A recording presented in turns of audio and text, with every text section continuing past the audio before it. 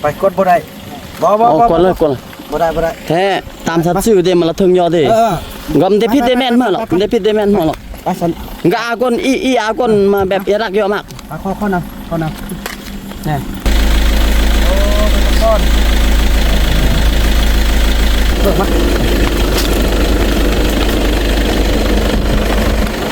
เป็นหลักโทรศัพท์อยู่บ้านเฮามันเนาะง้ออันแม่มเลยแม่มง้อแหละเวลาตรงๆคันไม่ง้อเนากี้มีเลยแท้อันนี้งอนมีเลยดีกว่ามียอมพิษซะหมดอันเพียงเด้ซะ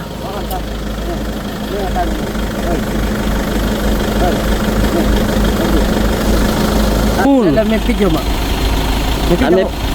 สักตลอดดิพิดอยู่แคนเซิลไอ้ว่านี่นะเขาเจ้าเป็นคนป้าหน่อยน้องบ่เคยได้ยินเนาะเขาเจ้าคือคนทุกข์คนยากอยู่ในป้าเลยน้องไอ้ไประดมเขาเจ้าออกมาอยู่บ้านอยู่เมืองก็เลยความทุกข์นะเนาะบ่มีเขาสิกินคุดเพื่อคุดมันกินอยู่ป้ามันเลยเนาะไอ้เตอร์ฟรีโอ้ความน่ะทุกข์นะเนาะบ้าเมื่อยกินนี่ก้างโอ้เอิ้นเนาะดิยืนเมื่อไหร่จนสั้นหมดแล้วนี่นะแม่นว่าเล่าเลยเล่าแท้มือนี่จนสั้นหมดแล้วนี่นะแล้ววันนี้นี่คันว่าน้องเอาน้องก็หาไอ้ซาไอ้ก็ไปส่งคืนให้เขาFC เพิ่นซื้อมาไอ้ก็เป็นห่วงของ FC หาน้องคิดว่าเขาเป็นคนทุกข์คนยากน้องทุกข์ยากน้องยังมีตีนมีมือน้องยังมีมันสมองน้องยังไปรับจ้างได้เขา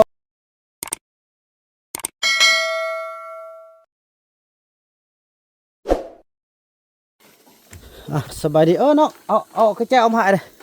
เบิ่งเอาเงินเติมเอาเงินอันเบิ่งไอ้ไปเอาเงินอยู่รถพี่น้องขึ้นเดี๋ยวนี้พี่น้องเห็นเดี๋ยวนี้อันมีอันโจรมาลักอันโทรศัพท์ของสาวติ๊กพี่น้องเนาะแล้ววันนี้เขาจุอันทางพอเซียวทางเอเลียนเพิ่นมาลิ้นนำเพิ่นว่าเห็นอยู่ปักทางสันเฮาก็จะได้แบ่งเนาะผู้นึงคือไปถึงผู้นึงไปทางลุบแล้วเอาโทรศัพท์ไปนำได้ทุกพี่น้องแม่ย่าน้องซักไว้ใส่น้องซักไปไว้ฮั่นน้องเซ็ตฮั่นบรรทุกนี่บ่ได้น้องเซ็ตฮั่นน้องซักปะไว้เดี๋ยวน้องไปนอนมองนึงแหละตื่นกินเบียร์2 อันน้องไปเหี่ยวแล้วมาเอายาสูบอยากสูบยาแล้วมาเบิ่งยาสูบก็บ่มีเงี้ยเบิ่งโทรศัพท์ก็บ่มีไอ้กับโตก็บ่มีไอ้ชอบไปนำก่อนเด้อที่บ่เห็นติบ่ฮู้เบิ่งไอ้สิไปนำเดี๋ยวก็ต้องนำเด้อไอ้เด้อเบิ่งไปนั้นเอาเงินอยู่รถได้เติมน้ำมันพอไปฮอดพุ่นแล้วมันจะแยกสายแยกคอแม่เสี่ยวอันเปบอลโลนบ่บอลโลนแล้วก็มีแต่เปบอลโลนนุ่งเสื้อสีหยังเสื้อมันเฮาก็บ่ได้เบิ่งดีๆมันเสื้อแขนยาวแล้วมันสีแดงแล้วส่งก็ส่งขายาวขายบอลโลเต็มเลยบอลโลมันจักมีหยังได้เดี๋ยวขอบใจมาน้องๆเฮ็ดกระแจบโอเคพี่น้องโอ้ตายแม่จะพูดเดียวแหละก็เอาเงินก่อนโอ้พี่น้องเนาะ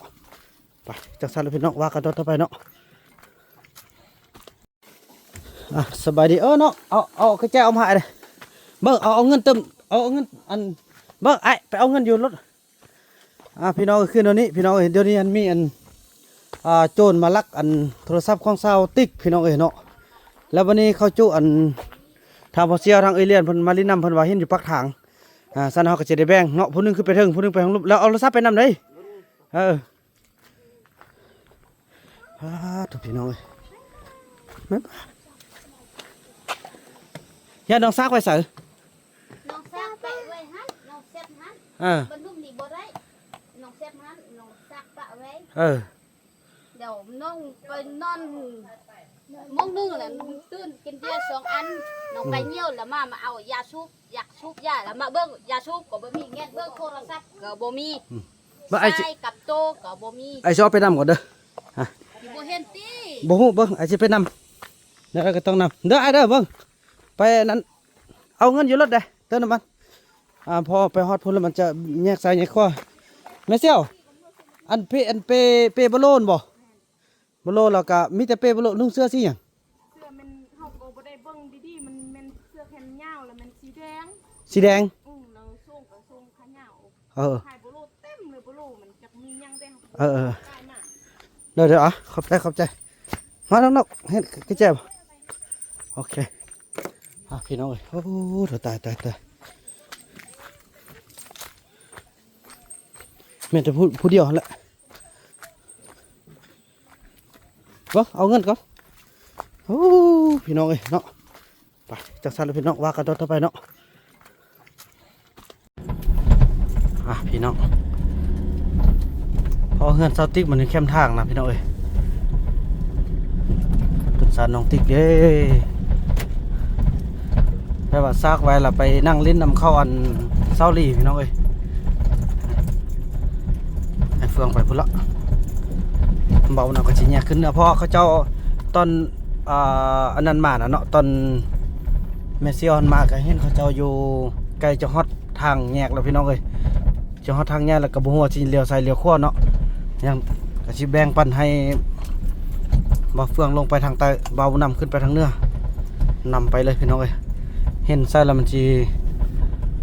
ข้อคนกวดเนาะพี่น้องเอ้ยเนาะไปจัดการแล้วพี่น้องพี่น้องเมื่อกี้เขาเจ้าเห็นอยู่เขตนี้เนาะพี่น้องเนาะตอนเขาเจ้าเข้ามาก็ขี่รถจักรมาพี่น้องเอ้ยส่วนเจ้าหน้าที่นั้นบ่นำได้โทรประสานรับแล้วถ้าเห็นบุคคลที่แปลกหน้าพายกระเปใหญ่นุ่งทรงแขนยาวย่างแล้วก็เสื้อแขนยาวสีแดงเนาะพี่น้องเอ้ยให้กวดให้เด้ให้เฟื่องกลับไปพุ่นละรถจักรมันไปไวเด้พี่น้องเอ้ยพี่น้องเอ้ยมาลุ้นนำกันว่าจะเห็นบ่คันเห็นแต่ว่าเสียได้ข้ออนุญาตกวดเพราะว่ามีแต่ผู้เดียวนี่ที่ว่าแปลกแบบมีพิรุษแล้วก็ย่างกายมาทางนี้เนาะให้ไอ้เฟืองไปทางใต้เบานำขึ้นไปทางเหนือ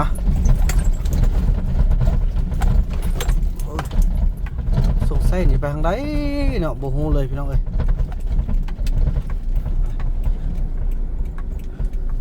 ทางพี่กะไอ้เฟืองไปละเบานำก็จะขึ้นทางนี้ขอให้พบเด้อ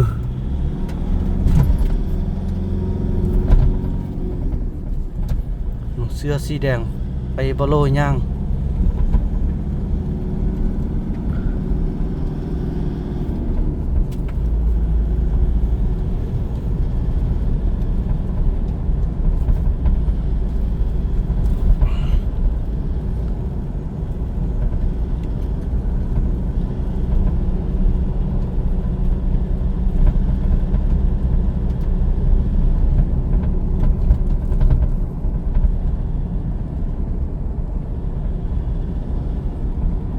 นำกันเลยพี่น้องเลยที่ภาพบรรยากาศทุกภาพบรรยากาศเลยเพื่อให้ได้เห็นคือว่าและคันว่าย่างทางซื้อกะจีเห็นอยู่พี่น้องคันว่าแยกซ้ายแยกขวาไปทางอื่นเนี่ยก็ถือว่าแล้วพี่น้องอันนี้รถมาแต่ทางฝั่งไทยเขาเด้พี่น้องเนาะรถทางลาวเขานี่บอกแก้ว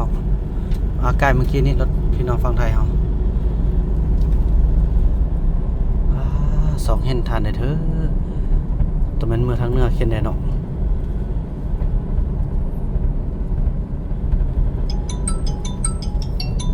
แม่นโทษเหรอวะ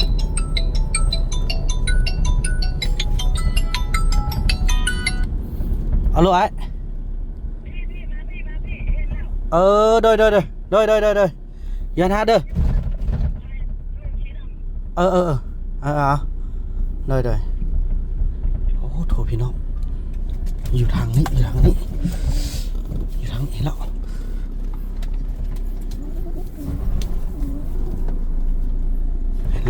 ยอยู่นำปนพี่น้องเอ้ยอยู่ทางนั้นแท้ๆอยู่ไกลๆนี่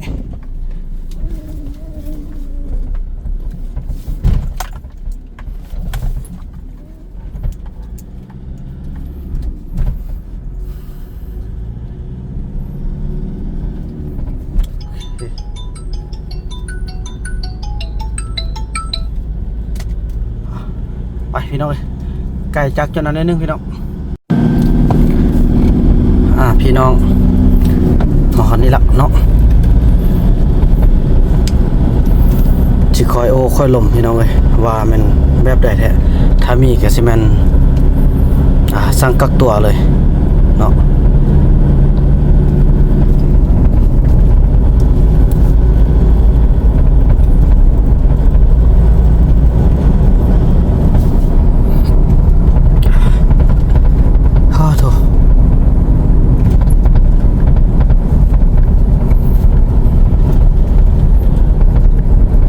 มีแต่คนเดียวที่สงสัยเนาะแล้วก็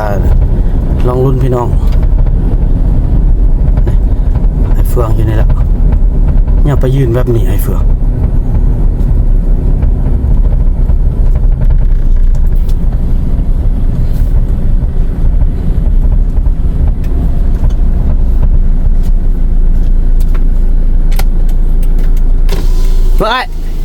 ไอ้เฮ้ย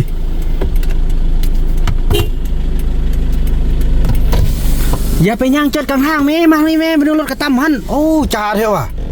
แห้งทางโค้งเท่าไหร่เอ้าบอกมาพี่ละบ่มา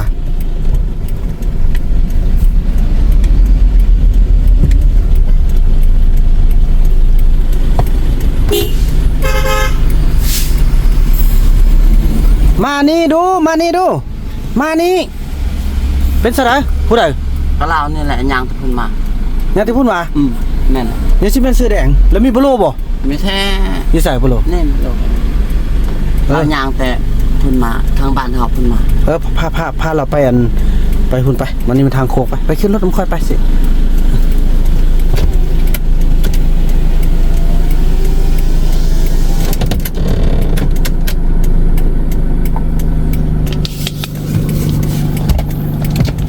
เพราะว่าให้ไปหุ่นมันทางโค้ง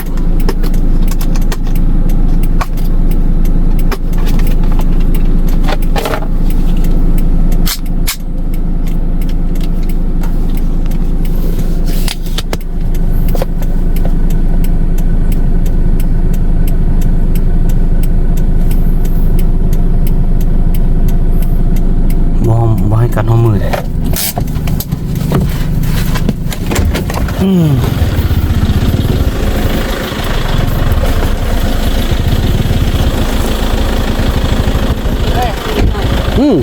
ไปใส่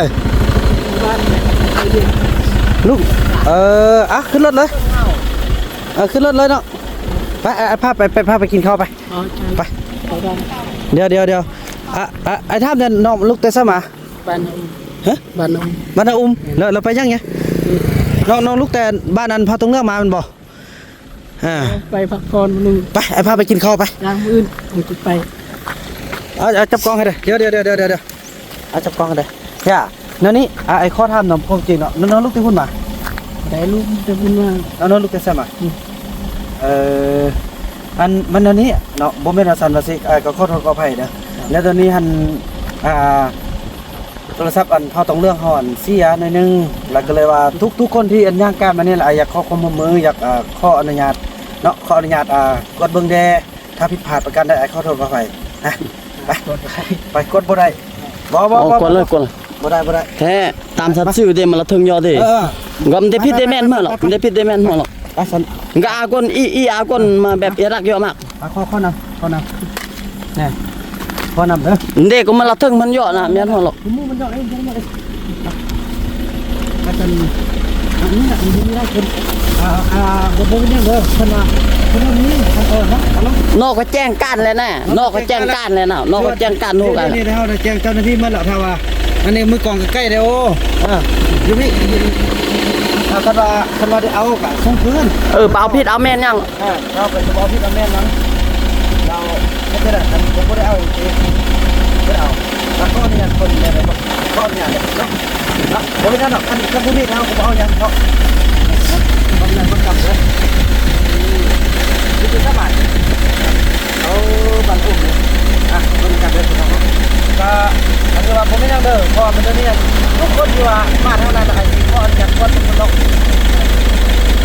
แล้วเราอยู่บ้านตาอุ้มปุ๊ไม่ใช่เนี่ยไม่ดีเหรอโอ้เป็นก้อนเครื่องผมใช่เราเลยเนาะอันนี้เป็นเครื่องนอนเหมือนเครื่องนอนเนาะแล้วลูกเกิดข้างหน้าเนี่ยมาเนาะไปเครื่องหมด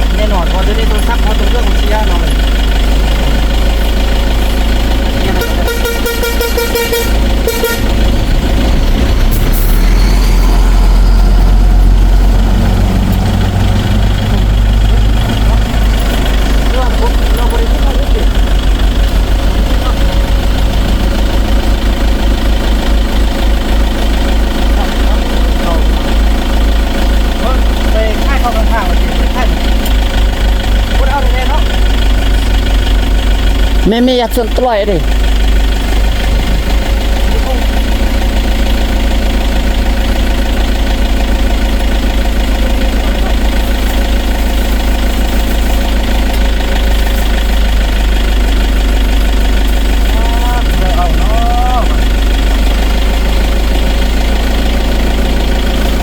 หลักมนุษย์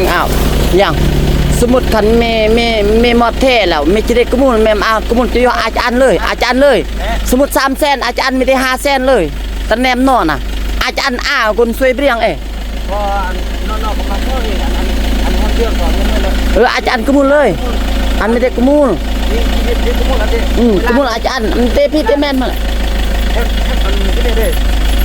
แม่สมมุติแม่กมูลจะอยู่กุ้งอาจารย์เลยอาจารย์เลย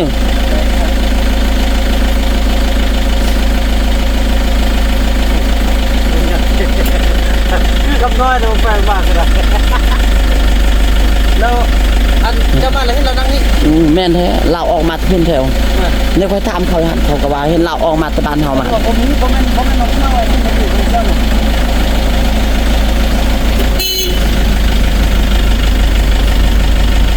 เนี่ยโอ้โหก็ยังเนี่ยอัน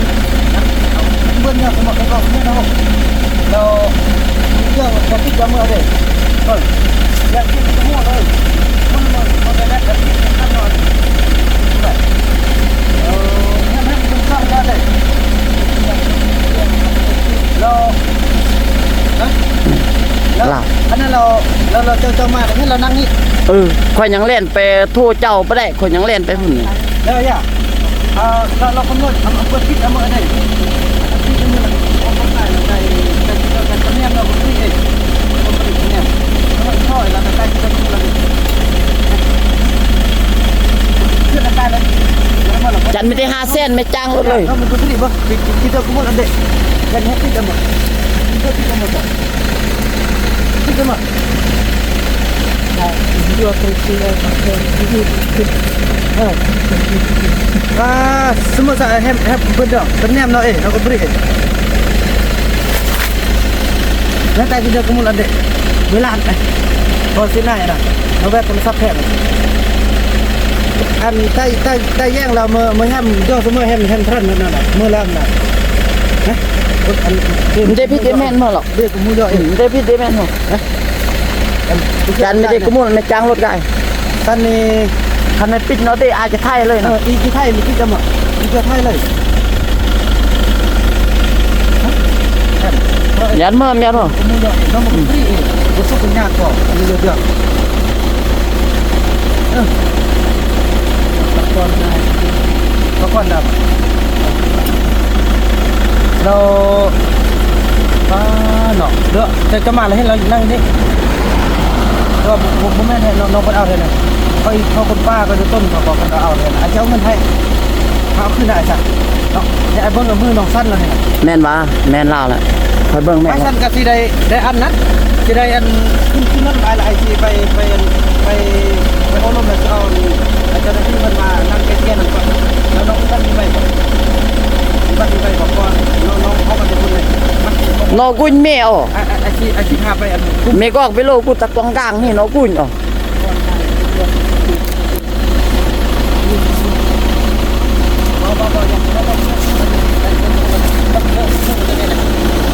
thôi nè bọc đi mua hàng ba hàng thôi cái tấm nước cái lột âm anh này cái này là tấm nước cái mai nhá anh tha và em dương và em pizza mua là con đi cho thay chỉ cần anh tha mình cần anh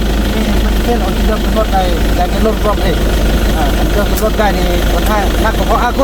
นยันนี่คุยแล้วว่ามีนี่คุณนี่นะอีเอาเบียร์นี่เลยเดี๋ยวมาเรียกซะเขาไปที่ขึ้นลุงขึ้นเล่าได้เรียกได้ซะน้องคนนั้นแล้วก็ให้แจ้งขึ้นตอนนี้ที่บ้านโซจะรอจันไม่ได้กมูลตอนแนมเนาะไม่จะได้กมูลอาจารย์ได้กมูลอาจารย์ขารถขล่างอาจารย์เตือนซะเตือนใต้ซะพอง้ออัน อันนั้น มันได้เรื่องได้ลายเมื่อหรอกเมื่อก็มันก็มุ่งมันหยอก เราให้ก็เอาหมดเลยครับที่จะหมดก็ได้เลยยกสันใกล้นาทีก็บรองยอด คันเมจิกากุ้งไม่ส่งโทรศัพท์เนี่ยอาจจะจ้างรถอาจจะส่งเลยส่งไม่ได้เลยจะตะเวียงอาจจะส่งเบื่อนอาช่วยคนเบื่อนรวยกว่าอาช่วยคนเบื่อนกว่าอาแต่แฮมช่วยคนเบื่อนก็อาช่วยคนเบื่อนเนี่ยคนแบบว่าคันเมมอาเมื่อไม่จะรอจะได้กระมูลอันเลยไปลาวก็เปิดมา เป็นหลักโทรศัพท์อยู่บ้านเฮามันเนาะ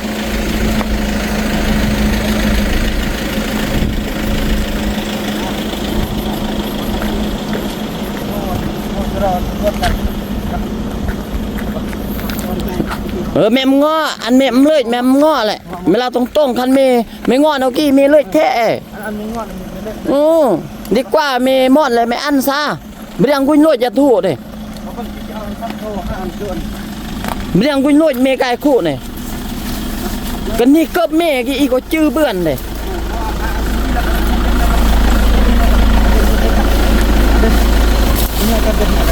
กันนี่ก็เมจื้อเบื่อนเลยเมกายเบื่อตากลางจื้อเบื่อนเลย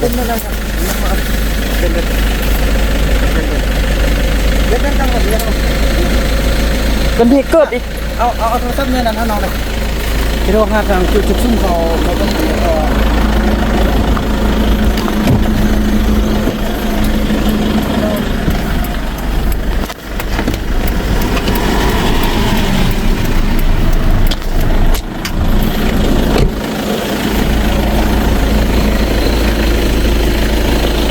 เดี๋ยวนี้นี่อาชีพต้องหาตำรวจแล้วเนาะกันว่าตำรวจมาเดี๋ยวจะทำขึ้นกันเราได้เราจะบอกอะไรครับแล้วเราเอาไปแล้วก็พูดเราคัดเนี่ย ยอมผิดซะหมดอันเพียงเดียวซะ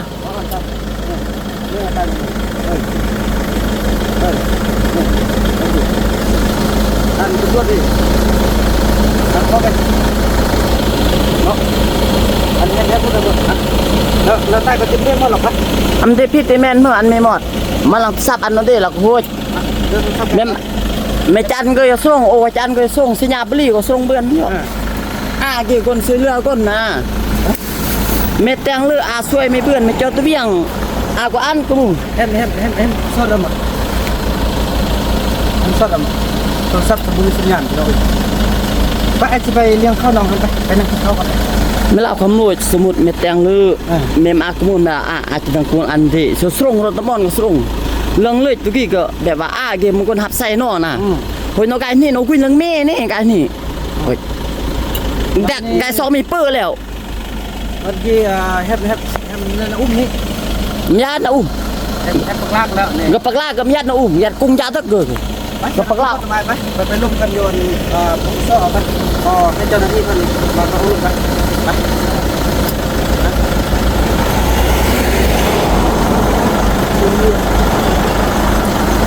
เราตรงๆเลยแหมเราตรงเลยกันนี่เกิดแมวก็จื้อเลยรถนี้มีคนรายงานเพราะว่าน้องนี่ว่านี่ไงก็ที่เราลงให้คนรถว่าเดินรถ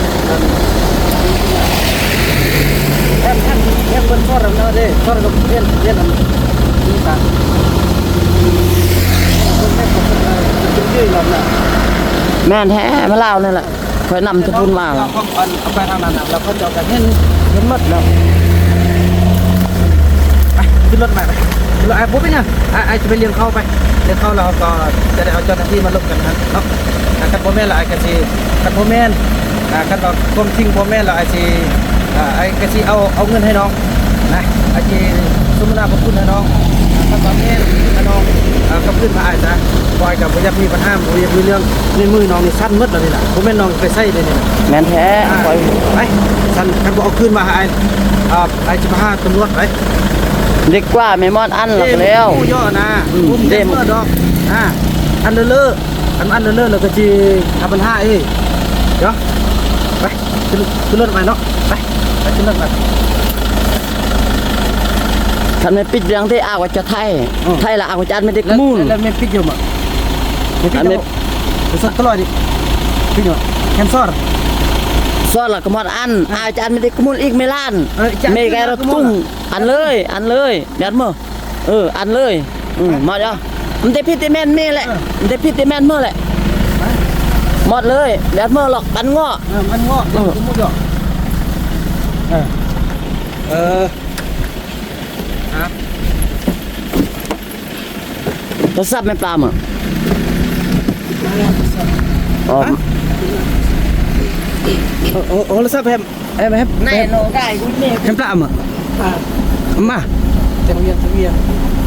อยู่เตวียงแล้วแฮมเบิ้ลซอร์โทรศัพท์น่ะเบิ้ลปิดยังมื้อเนาะไปกินข้าวไปเลี้ยงข้าวนี่ก็พี่น้องมาฮอดบอลกินข้าวกินน้ำกันละน้องลงมากินข้าวก่อนแต่ว่าคนละก็บ่มีพี่น้องเลยเนาะเฮ็ดซะได้น้องกินข้าวแล้วหั่นน่ะน้องกินข้าวแล้วกินข้าวบ่ไอ้สิเรียกกินข้าวเนาะบ่เรียกบ่ให้เรียกไอ้เฟืองจังซี่ซะไอ้เงินตักก่อนเดี๋ยวนี้หันอันนี้น้องว่านะนี่สัญญาณก็บ่มีนะกองพี่น้องโทรครับจับถ้าไปหุ่นก่อนคือว่าเขาเบิ่งเขามานั่งร่วมกันมานี่นั่งร่วมกันนี่นะนั่งลงเดี๋ยวนี้คือว่าคุมัดซะพี่น้องบ่าวนำก็บ่อยากจ้องเวรจ้องกรรมคันว่ามีกะนั่นนี่ซะน้องก็บ่ได้เอาแท้ๆน้องบ่ได้เอาแล้วน้องก็ผ่านมาทางนาแท้นอกเดี๋ยวนี้ผ่านมามีแต่น้องคนเดียวเดี๋ยวนี้นะไอ้ว่านี่นะเขาเจ้าเป็นคนป้าน้องบ่เคยได้ยินเนาะเขาเจ้าคือคนทุกข์คนยากอยู่ในป่าเด้น้องไอ้ไประดมเขาเจ้าออกมาอยู่บ้านอยู่เมืองก็เลยความทุกข์น่ะเนาะบ่มีเขาสิกินขุดเพื่อขุดมันกินอยู่ป่ามันเลยเนาะไอ้ตะบรีโอ้ความน่ะทุกข์น่ะเนาะบ้าเม้ยกินนี่ก้างโอ้เอิ้นเนาะเด้อันสมมุติว่าอันแฮมอันแฮมหักเดืองก็ทีนี้ซะแม่จนตัวยืดหมดเลยจนสั้นหมดแล้วนี่นะ แม่นว่าเล่าเลยเล่าแท้ มือนี่จนสั้นหมดแล้วนี่นะแล้ววันนี้นี่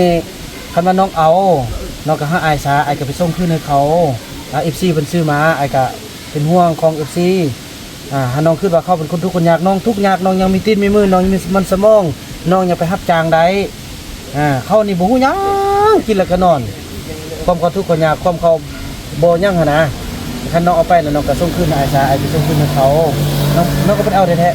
ๆเอาบ่ เอาอันจะเบิ่งอัน เบิ่งแล้ว เบิ่งแล้วบ่ มันเอาแท้ๆมันมาหั่นน่ะ ไอ้ว่าสิซาเนาะ มันเสื่องไว้น่ะ แล้วก็อย่าบอกไอ้ซาแล้วไอ้ที่จะเอาเงินให้น้องค่าเดินทางนะไอ้ก็บอกพี่เอาแม่ดอกในนามเฮาเป็นสันเฮาเดียวกันนะเอาคืนให้ไอ้ซานะเอามาให้ไอ้ซาคันว่าน้องบ่ให้อายน้องไปเสื่องหรือน้องไปค่ายน้องบ่บอกอายนี่น้องไปหากินไปทางใดก็บ่ได้เนาะไปหากินมันก็จะบ่ขึ้นมันก็จะเป็นบาปเนาะบาปที่ตัวว่าคมเฮ็ดแล้วน้องเสื่องใส่ก็บอกไอ้สิไปเอาคันน้องบ่กล้าไปผู้เดียวไอ้สิไปเอาเงินให้อีกนะ เฮามันคนอันลาวอันเดียวกันอาจจะเอาเงินให้ตึ้มได้อาจจะน้องก้อนเลยก็ได้มันบ่เชื่อน่ะเอาฮะเอาเลยเด้อเอาเงินให้เรากันเด้อแล้วน้องพาไปเอาเนาะเพราะว่าไอ้ก็บ่อยากเอาตำรวจบ่เอาหยังมามันสิเป็นเรื่องเป็นราว ดิต้น ดูต้นแน่น้องก็แม่ทุกทงบักทุกนี่น่ะทงบักทุกนี่แน่เห็นบ่ยิบเบิดพี่น้อยเบิ่งอาจจะเอาเงินให้เด้อแล้วเอาโทรศัพท์ เดพี่เดแม่นมื้อเด บ่เอาแล้วก็บ่ขึ้นโทรศัพท์ เดเรื่องเท่าไรมื้อในหมดซับอันเนาะดิแล้วก็จิดังกมุลไม่ได้อันเมจางรถจางลังไงรถกุ้งรถตะกางมันนี่ เนี่ยอาจจะเอาเงินให้ก็ไหม ความเลอะกี่คนสวยเปรี้ยงกี่แฮมบ่นำกี่มละบ่นำกี่ละบ่นำเมื่อทุกเมื่อยากก็สวยรวยแหละสมมุติเราความรวยก็อย่าบึบเมทุก เห็นบ่มือน่ะสั้นหมดน่ะ บึบความทุกแม่มากมุลตะกายตะกางกะจุก็สบายอันไม่ได้เลยกูจ้างค่ารถอันเลย ไม่คิดได้นำเอาจันเด้ กองเทพก็เปื้อนอันมือก็เปื้อนกันเลยกู บ่จะเอาเงินเพิ่นนี่ถ้าได้เอาเงินให้ บ่เราพาเอาไปส่งโทรศัพท์จังให้เงินเราไปส่งเราต้องให้มันเล่าแล้วผ่านมาหันมา อาจจะเอาเงินให้ ข่อยนำแต่ข่อยตีนมาแล้ว อาจจะเอาเงินให้น้องนะค่าเดินทางน้องเลย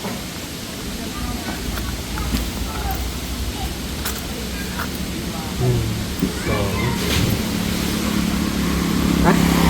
2 เซน ได้ผิดได้แม่นเมื่อตะแนมก็มุมมันเด้ ฮะไอ้ก็มีเงินอยู่2 เซนไปให้น้องเดินทางนะมันนำมาตัวให้น้อง จอดมีนี่ได้ผิดได้แม่นเมื่อ ขอให้น้องจง อืม เดินทางปลอดภัยน้องครับน้องเสื้อไว้นะท่านชอบเนี่ย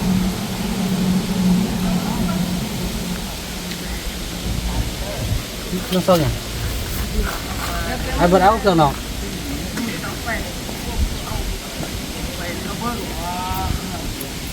ต้องเชื่อไว้คำถามนะ เสียงไว้นะ เพราะตอนจะขึ้นรถมาเรา อยู่หั่น นั่งคันเลย ข่อยยังเล่นไปซับเจ้าฮอดโค้งพุ่นน่ะ อันนั้นเลย